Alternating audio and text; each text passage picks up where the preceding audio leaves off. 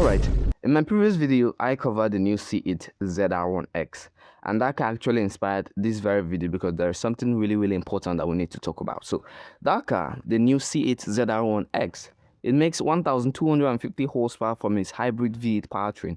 With that car, it's possible to do 0 to 60 in 1.68 seconds, run a standing quarter mile in 8.675 seconds, 233 miles an hour top speed that can do a sub 7-minute lap around the Nürburgring. The car looks really nice, and it doesn't have much reliability issue, and it starts at just $207,000. And that begs the very important question: what is so special? Like, what's so special about those crazy expensive cars and even hypercars that makes them worth tens of times more than cars like this? What's so special, what's so great about them that they're worth hundreds of thousands more than cars like the ZR1X? That's a genuine question. Case number one, I have the Lamborghini Revuelto. That car only makes 1,001 horsepower from its naturally aspirated V12 hybrid power unit with 3 electric motors. Mind you, the ZR1X has only 1 electric motor, and this has 3.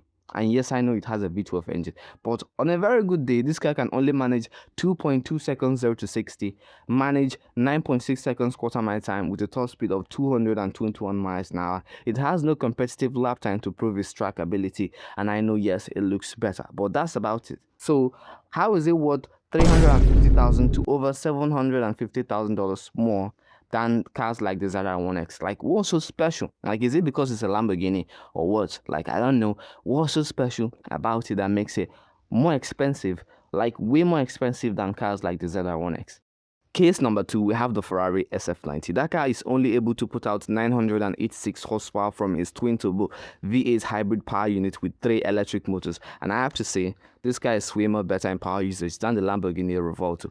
At best, this car can do 0 to 60 in 2 seconds flat, run a standing quarter mile in 9.3 seconds with a top speed of just 211 miles an hour, which is much lower than the Revuelto and even the ZR1X. No competitive lap time to prove its trackability, and I know, yes, it looks better, but that's about it. And yet this car starts at $590,000 and up to $900,000 for the XX.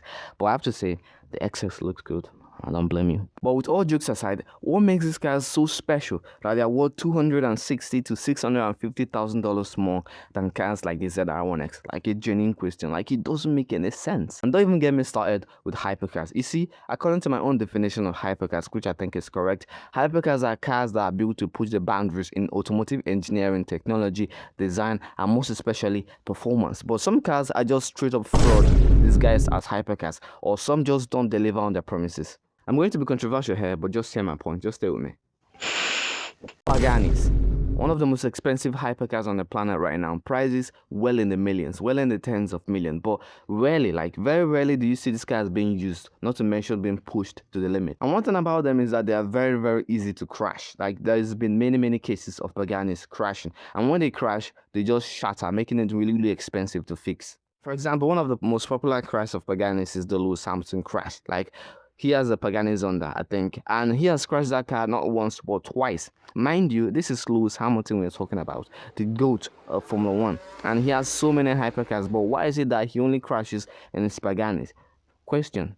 First of all, they offer less power and less performance, and like the only 2 areas I can say for sure that Pagani excels in is, number 1, the experience, like the raw excitement, the experience, the sound, everything is just so raw with Paganis. And secondly is the design. They design some of the best looking hypercars of all time, but in every other areas, they are either mid or overrated. I'm sorry, but that's the truth. They are driven less and they spend most of their time sitting in the garage. And I have this question: why is it that the cars that perform well, they break records, they are driven often, and they are beaten and they take those beating to the chest, why do those cars end up not getting appreciated more? Why the cars that end up getting the most value and appreciation are the ones that are fragile, they sit in the garage all the time, like they barely scratch the surface of what they're even supposed to do? Why do they end up getting the most value? Like, there's something wrong there. And that was the case with Paganis. People just buy them, keep them to sell them at a later time for a higher price. That's just the truth.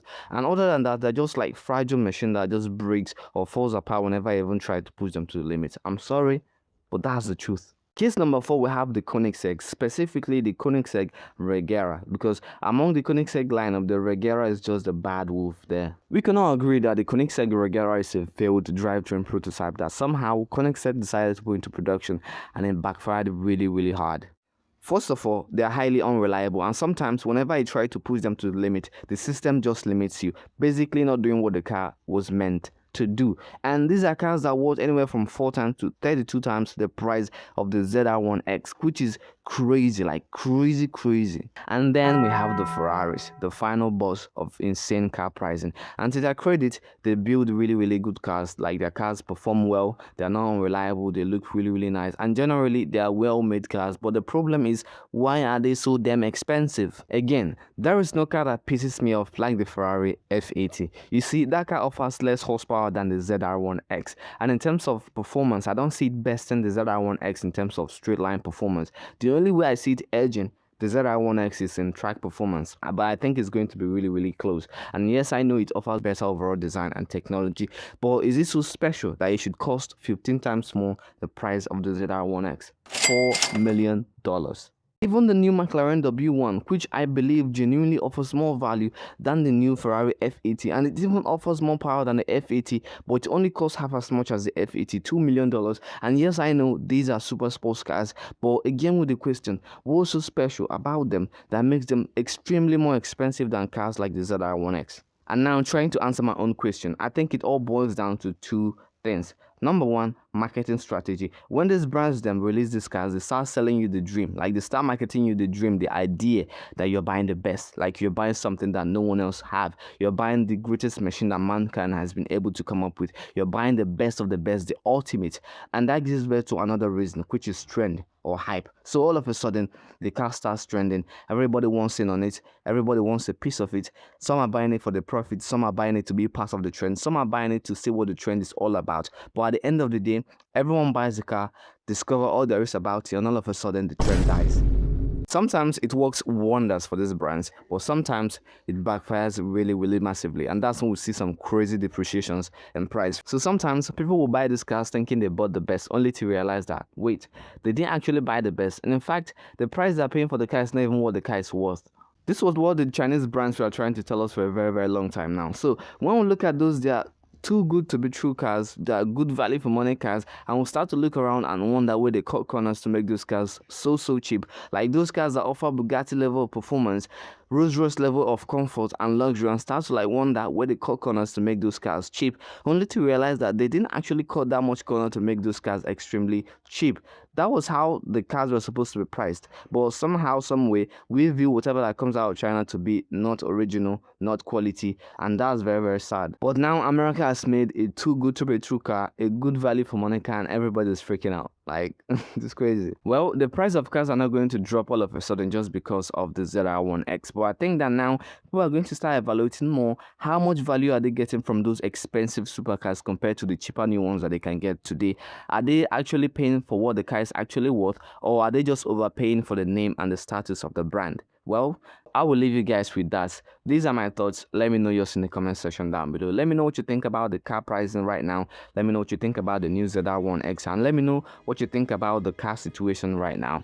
Let me know in the comments down below. And with that, we've come to the end of the video, guys. So if you enjoyed the video, please go ahead and give the video a thumbs up. It goes a long way for the channel. It tells YouTube to recommend our videos to more people. And if you enjoy the content and you want more, go ahead and hit that subscribe button. Share the video with your friends and family if you think they're going to like it. And with that said, thank you for tuning in and thank you for watching, and I am sure to see you in the next one. Peace out and stay safe.